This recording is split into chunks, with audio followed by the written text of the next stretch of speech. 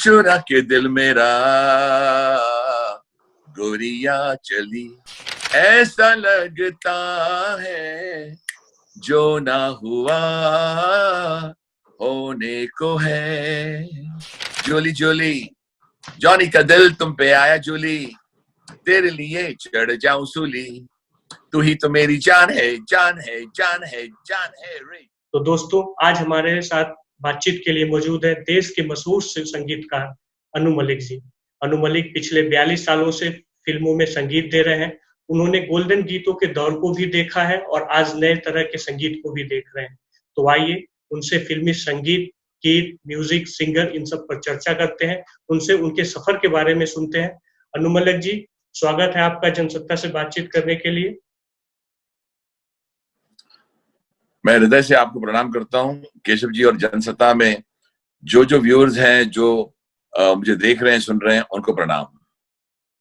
तो हम बातचीत शुरू यहीं से करते हैं कि संगीत पे बातचीत हम लोग थोड़ी बाद में करेंगे। पहले तो आप ये बताइए कि लॉकडाउन के माहौल में आपकी जिंदगी कैसे गुजर रही है, आपके परिवार की जिंदगी कैसे गुजर रही है? देखिए, ये सवाल सब करते हैं, लेकिन मैं बताना चाहता हूं कि मैंने बचपन से लेकर आज तक ये नहीं कभी सोचा था कि हम ऐसा दिन देखेंगे। जी जी। ये कोई इंसान नहीं जान सकता था या सोच सकता था कि आप अपने घर में ही, मतलब वो लक्ष्मण रेखा वाली जो बात होती है ना, कि जी जी। आप बस यहां तक रह सकते हैं, इसके आगे जा नहीं सकते हैं। और जी। यही स्थिति हमारी है, हमारी पत्नी की, हमारी बेटियों की, और बल्कि हमारा तो ये 60th डे हो जाएगा आज, क्योंकि हम 22 मार्च को ये शुरू हुआ था। उससे पहले 2 दिन, 3-4 दिन पहले, 4-5 दिन पहले से हम लोग घर पर थे, क्योंकि हवाओं में बातें आ चुकी थी कि भाई ये प्रॉब्लम है, ये बीमारी बड़ी खतरनाक है। और उस दिन से लेकर आज तक, अभी तक हम घर पर ही हैं। जी जी जी। जो आपने सवाल किया कैसे बीत रही है, ये चंद लफ्जों में कहना मुश्किल है, लेकिन पहले तो बहुत बहुत कठिन लगा, लेकिन अब आदत सी हो गई है। अब हमें पता है कि जब तक कोई वैक्सीन नहीं आता है या कोई इसका इलाज नहीं मिलता, तो हमें यही एक नई जिंदगी, एक न्यू नॉर्मल, जो आजकल मीडिया ने एक वर्ड दिया, न्यू नॉर्मल, वही शब्द हम इस्तेमाल कर रहे हैं। और घर में ये होता है कि बोलना तो नहीं चाहिए, बार बार बोल चुका हूँ, लेकिन अब मैं अपने उठते ही अपना बिस्तर बनाता हूँ।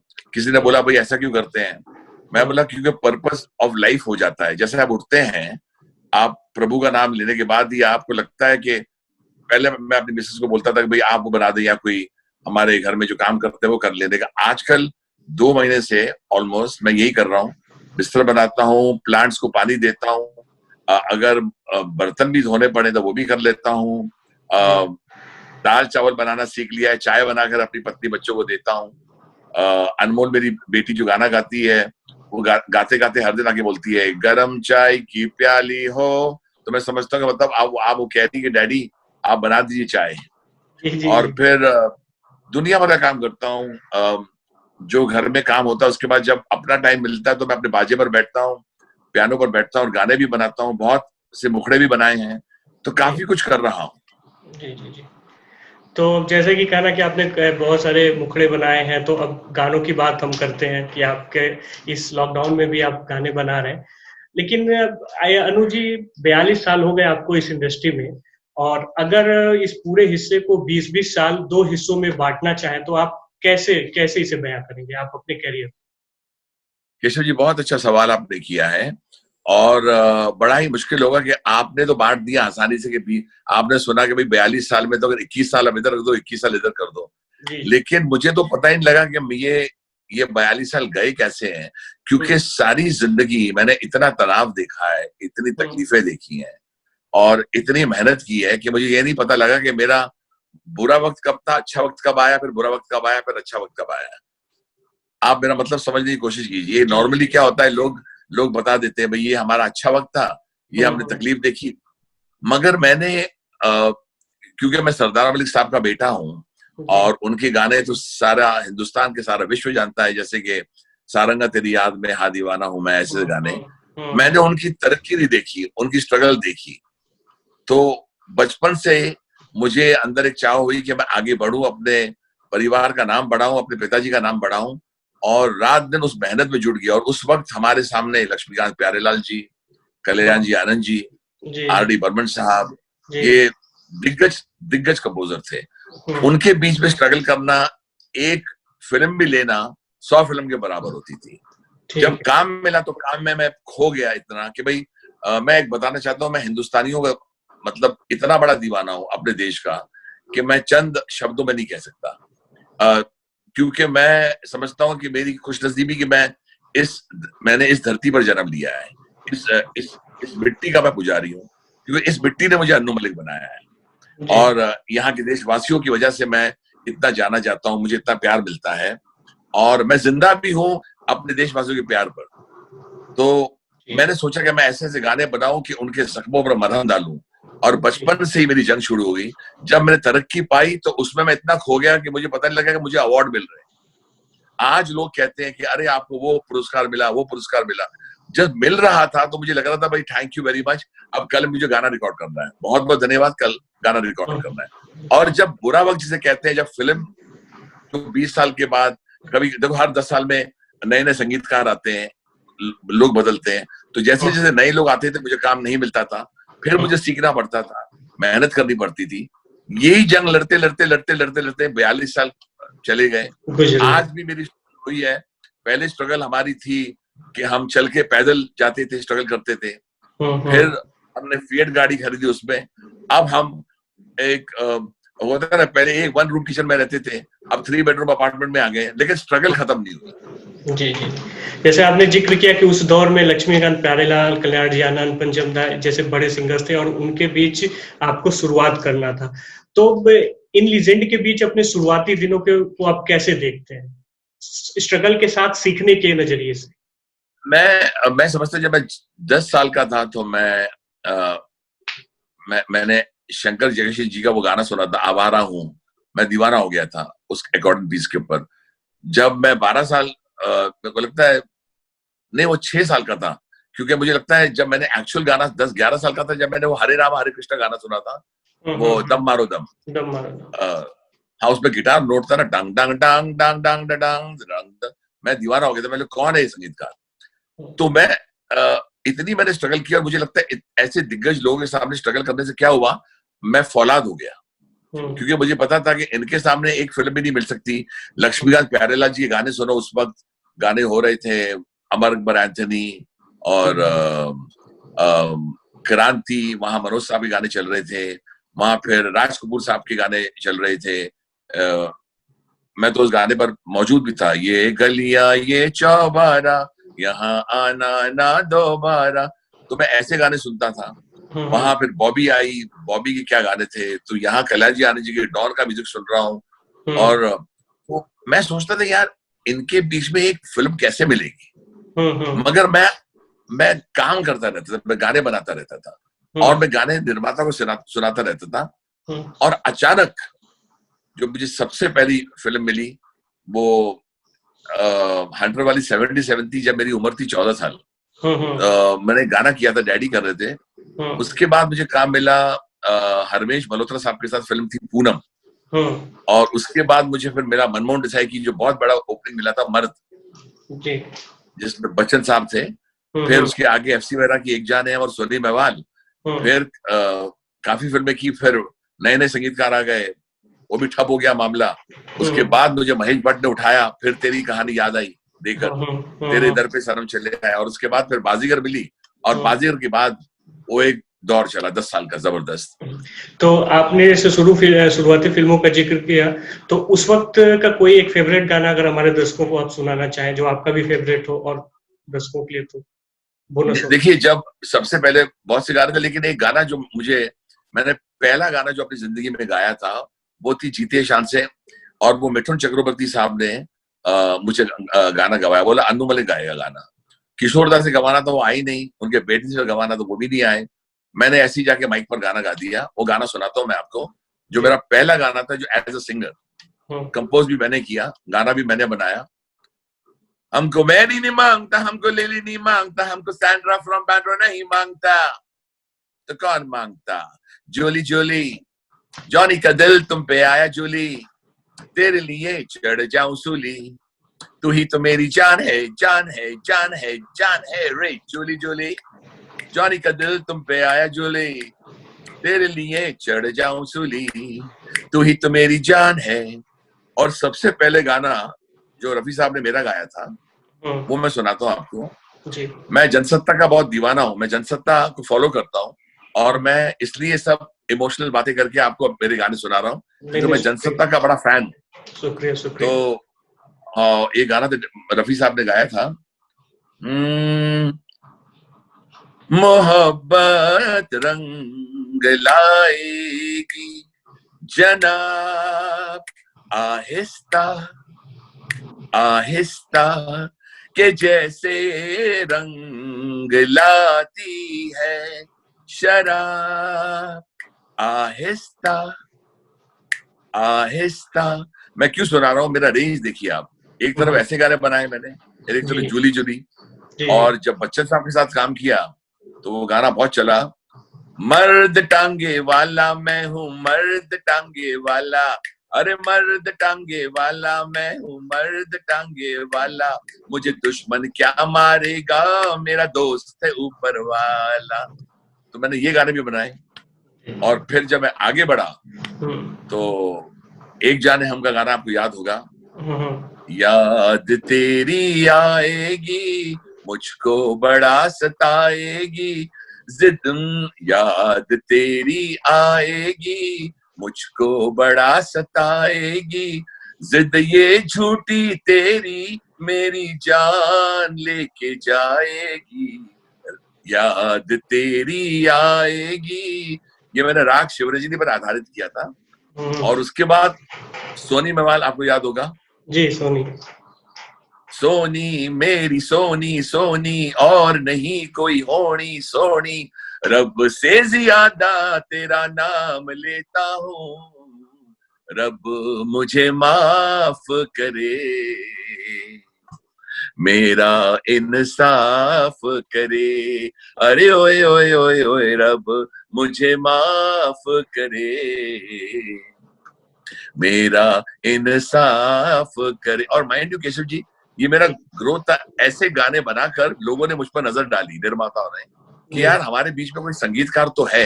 जी जी। और यहाँ से फिर कोई पंचमदा का बैनर मिला, लक्ष्मी जी का बैनर मुझे मिला एलपी का, जो मुझे मनमोहन देसाई ने साइन किया। तो कुछ कल्याण जी आनंद जी के बैनर्स मिले और लोगों की नजर मुझ पर आ चुकी थी और मैं भूखा था, मुझे भूख थी, आज भी मुझे भूख है केशव जी, काम का मैं दीवाना हूँ, मैं आज भी काम मांगता हूँ लोगों से।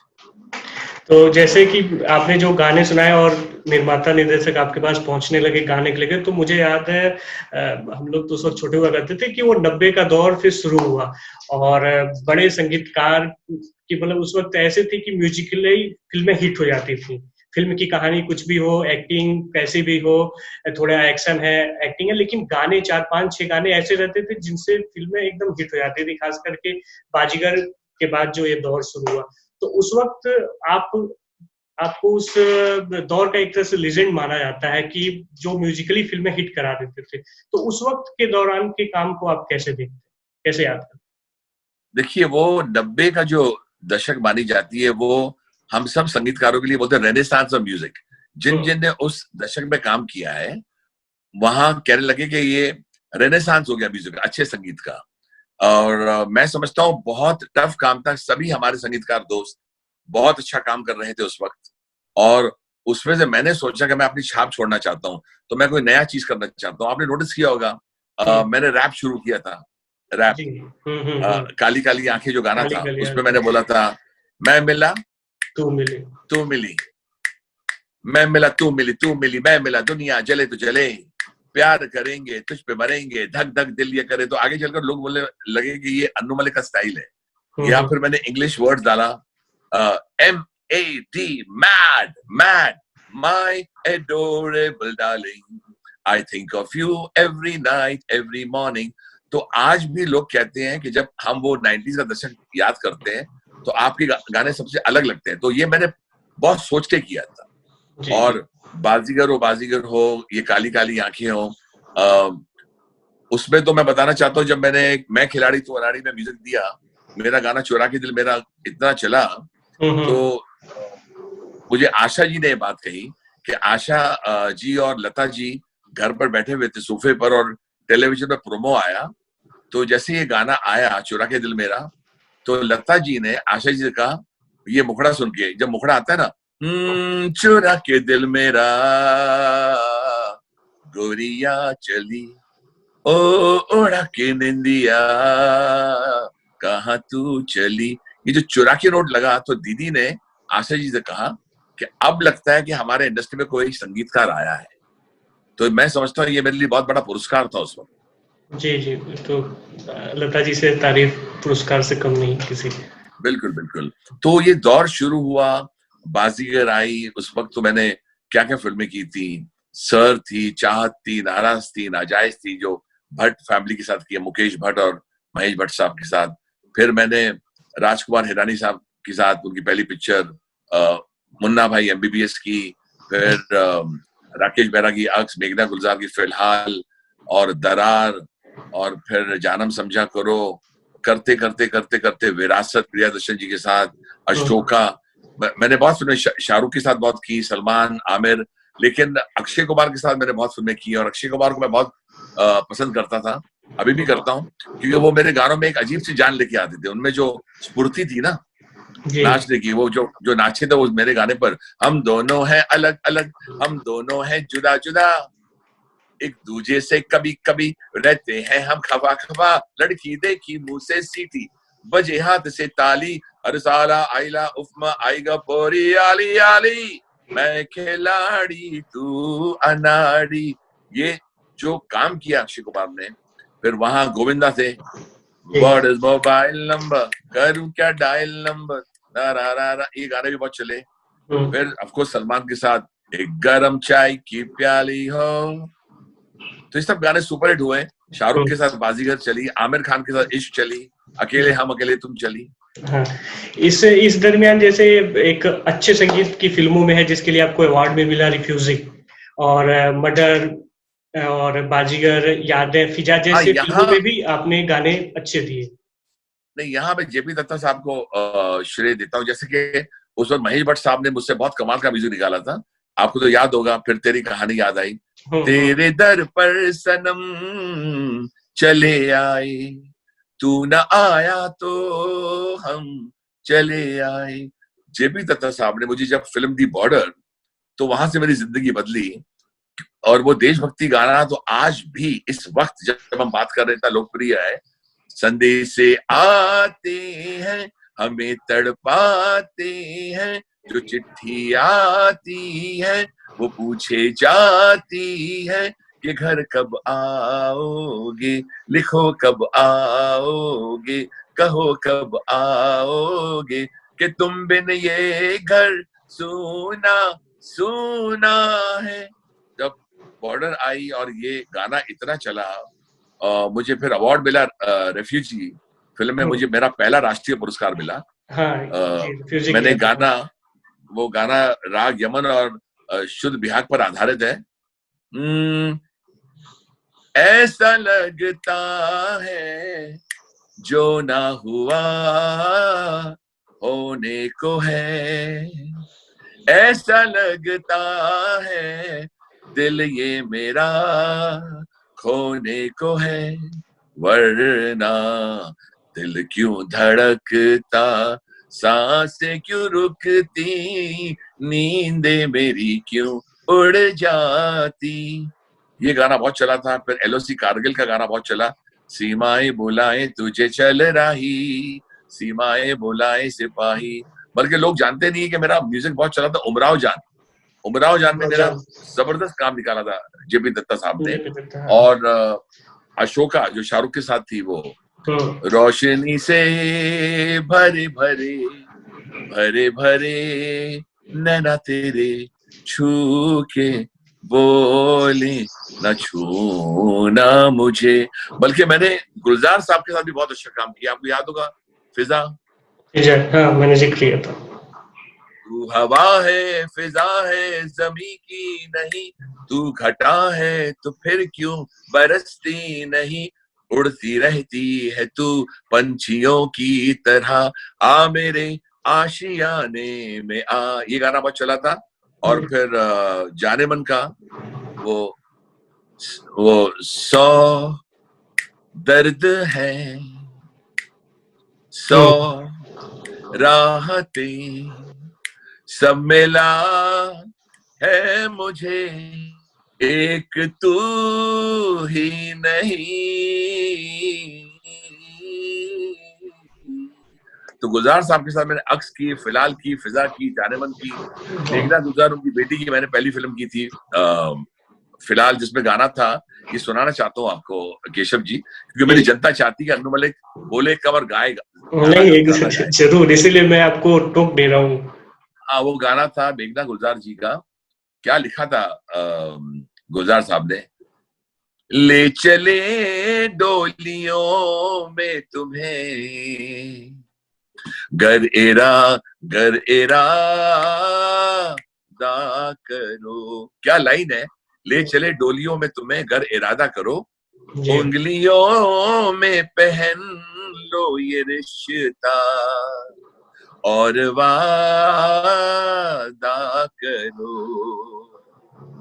ओ हुआ हुआ हुआ हुआ हुआ हुआ, ये ऐसे गाने बनाए हमने। तो लोग बॉर्डर के लिए जानते हैं, एक गर्म चाय की प्याली के लिए जानते हैं, ऊंची बिल्डिंग के लिए जाते हैं, लेकिन उन्हें पता नहीं कि मैंने अक्स में वो जो गाना था अक्स का, आजा गुफाओं में आजा गुनाह कर ले, ला रा रा री रा रा रा, या फिर वो मर्डर के गाने थे, आपको याद होगा, दिल को 1000 बार रोका रोका रोका, दिल है हवाओं का झोंका झोंका झोंका, ऐसा कुछ था, ला रा री रा रा रा रा ना ना। तो ये गाने सुपर ड्यूपर हिट हुए, और फिर ऑफकोर्स मेहुना आई, और मेहुना ने मुझे मेरा दूसरा फिल्म फेयर अवार्ड दिया। मेरा पहला फिल्म फेयर नहीं, तीसरा था, पहला था बाजीगर के लिए, दूसरा फिजा के लिए, और तीसरा मेहुना के लिए। इसी में जिस फिल्म के लिए आपको रिफ्यूजी के लिए नेशनल अवार्ड मिला था, उसी फिल्म में एक गाना जो जावेद जी ने लिखा था, सोनू निगम ने गाया था, पंछी नदिया के झोंके, ये उस वक्त बहुत ही बहुत हिट हुआ था। आप अगर इसे हमारे दर्शकों के लिए सुनाए। मैं सुनाता हूँ, इसका कहानी कमाल है। मैं जावेद साहब के घर पर पहुंचा था, सुबह का वक्त था, 10 साढ़े 10 बजे, और उन्होंने बोला यार मेरे दिमाग में मुखड़ा है, पंछी नदिया पवन के झोंके, कोई सरहद ना इन्हें रोके। इन्होंने बोला नहीं था कि खड़े खड़े मैंने उनके सामने तर्ज बना दी। और मैं सुनाता हूँ, पंछी नदिया पवन के झोंके, कोई सरहद ना इन्हें रोके, पंछी नदिया पवन के झोंके,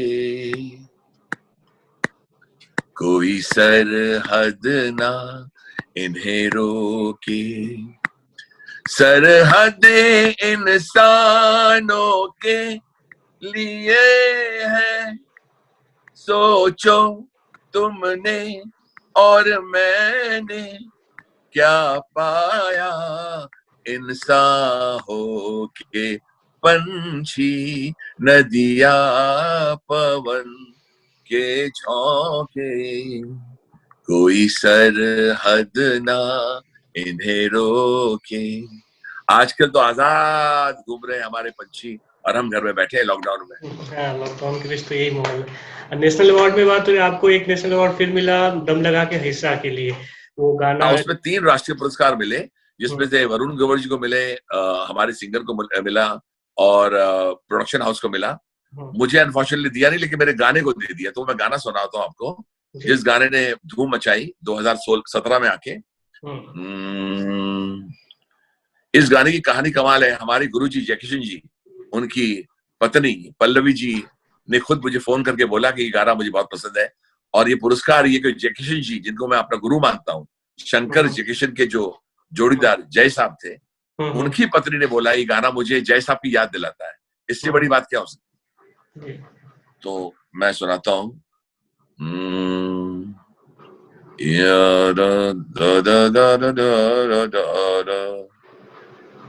ये मोह मोह के धागे तेरी उंगलियों से जा उलझे, ये मोह मोह के धागे तेरी उंगलियों से जा उलझे, कोई टोह टोह ना लागे किस तरह गिरहा ये सुलझे, है रोम रोम एक तारा जो बादलों में से गुजरे, ये मोह मोह के धागे तेरी उंगलियों से जा उलझे। तू होगा जरा पागल, तूने मुझको है चुना, कैसे तूने अन कहा सब सुना। तू होगा जरा पागल, तूने मुझको है चुना, खाली राहें हम आंख मूंदे जाएं, पहुंचे कहीं तो बेवजह, ये मोह मोह के धागे तेरी उंगलियों से जा उलझे। इसी गाने के साथ इंडस्ट्री में 2 नए सिंगर आए, पवन मोनाली। पवन और मोनाली को मैंने चुना था क्योंकि मैं समझता था कि मुझे वक्त देंगे, मेरे साथ बैठे, सेटिंग्स हुई, और आज तो ये गाना ऐतिहासिक हो चुका है। हर शो में ये गाया जाता है, मुझे भी कहते हैं गाओ इस गाने को, और बहुत से लोग तो संगीतकार आके पूछते हैं अनु जी आपका दिल से निकला हुआ गाना आप ऐसे बनाइए और गाने से बनाइए, और ये नया रंग है, नया रूप है अन्नू मलिक का, तो ये मुझे बहुत अच्छा लगता है। और इसमें श्रेय जाता है शरद कटारिया जी को जिन्होंने फिल्म बनाई, मनीष शर्मा साहब जो प्रोड्यूसर, और ऑफ कोर्स आदित्य चोपड़ा साहब जिनका मैं बहुत बड़ा मुरीद और फैन हूँ वायरएफ फिल्म्स का, और आदित्य चोपड़ा साहब ने मुझे बुलाकर ये फिल्म दी। तो इसी दौरान अगर हम नए संगीतकार की बात करें तो कौन से इंडस्ट्री में जो टॉप 5 सिंगर्स अभी हैं जो लगता है कि जिनमें वो पोटेंशियल है, जो अभी 10 साल अगले, जैसे आपने कहा 10 साल में इंडस्ट्री बदलती है, तो जो अभी कौन से टॉप 5 जिनको आप चुनेंगे? खास करके रियलिटी शोज भी बहुत आते हैं, बहुत सिंगर्स लगातार निकल रहे हैं, अच्छे सिंगर निकलते हैं, तो कौन से टॉप 5 आप पिक करेंगे? मैं बिल्कुल उनको नंबरों में नहीं डालूंगा, और मैं सबका नाम नहीं लूंगा।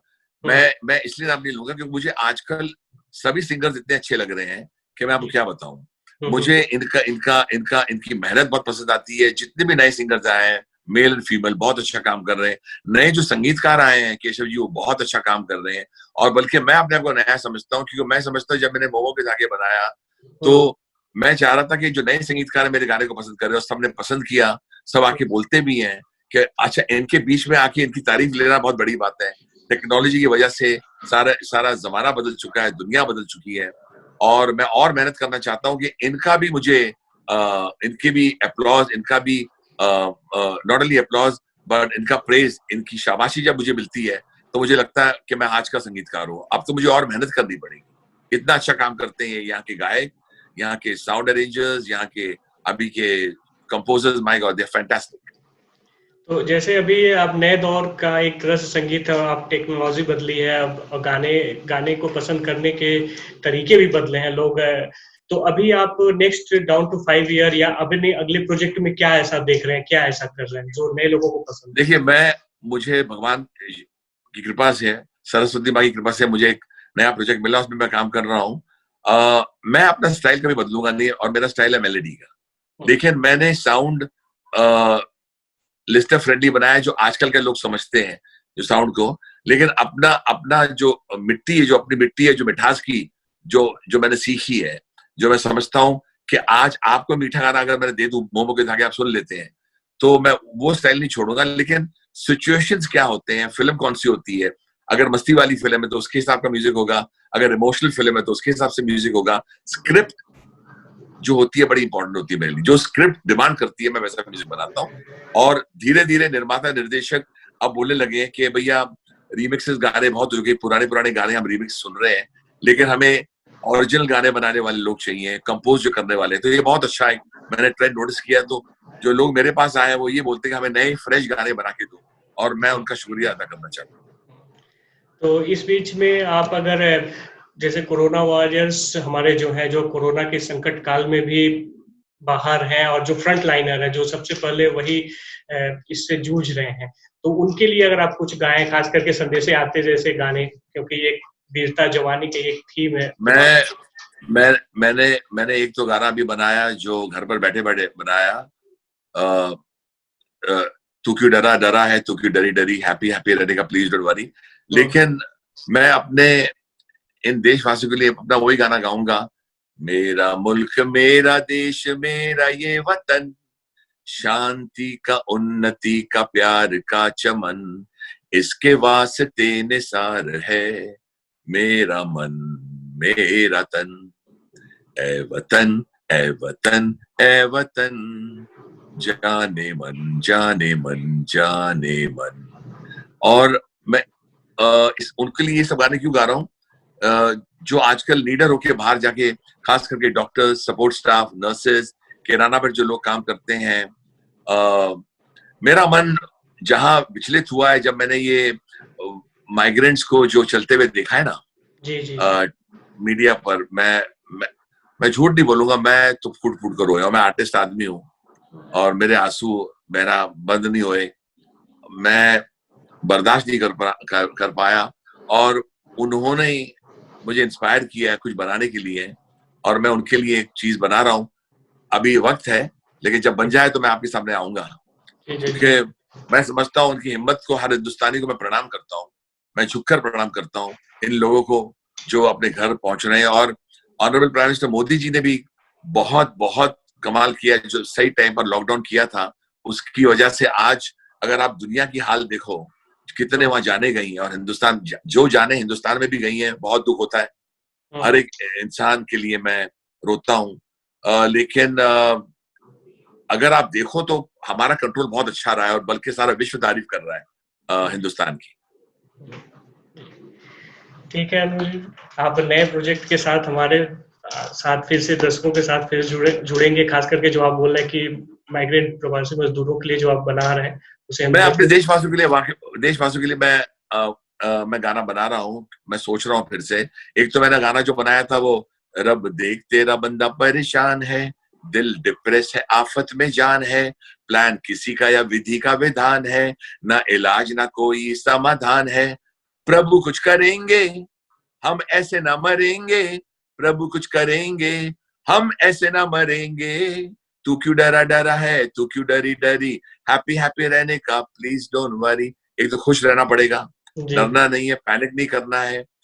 मगर जो मैं गाना बनाना चाहता हूँ, जो सोच रहा हूँ, वो बड़ा ही इमोशनल गाना जो बना रहा हूँ, अपने देशवासियों के लिए, अपने डॉक्टर्स के लिए, सपोर्ट स्टाफ के लिए, नर्सेस के लिए सोच रहा हूँ। अभी तक मुखड़ा दिमाग में आया नहीं है, जब आएगा तो जरूर आपके साथ शेयर करूंगा। जी जी।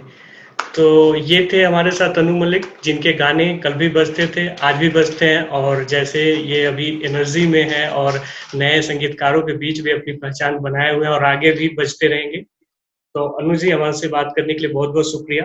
उम्मीद करते हैं आप और गाने देते रहेंगे, क्योंकि संगीत इंसान की जरूरत होती है, भले ही वो नया संगीत हो या पुराना संगीत हो।